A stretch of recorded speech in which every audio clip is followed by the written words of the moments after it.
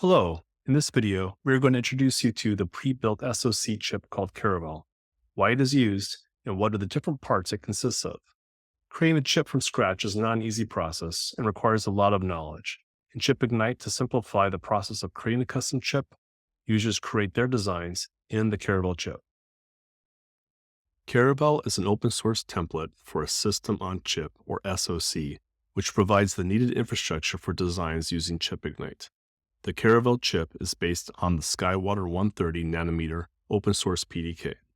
There's a version of Caravel called Caravan, which provides bare I/O pads for designs with high speed, high voltage, or negative voltage signals. In this tutorial, we are going to focus on the standard version of Caravel. Caravel's architecture consists of a pad frame, a management area, and a user's project area. Users place their designs in the user's area and use the management area and the pad frame to enable communication of their designs with the outer world. The management area implements a RISC-V-based SoC that includes a number of peripherals like timers, UART, and GPIO.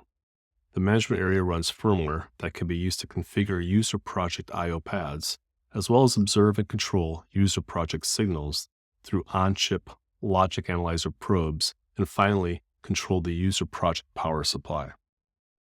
The users area, which is also called user project wrapper, has dimensions of 2.92 by 3.52 millimeters, which is approximately 10 millimeters square of silicon area. This is about 2/3 of the area of the whole chip.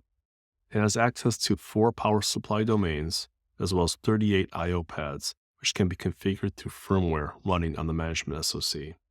It also has 128 logic analyzer probes used to control and observe signals. It has a wishbone port connection to the management SoC wishbone bus. If you would like to see how to implement a design using Caravel, check out our video series where we demonstrate how to implement a basic digital design from RTL through physical implementation and verification. Additional getting started videos show how to create a project from a template repository, upload your design files, and submit your project for fabrication using a chipIgnite shuttle.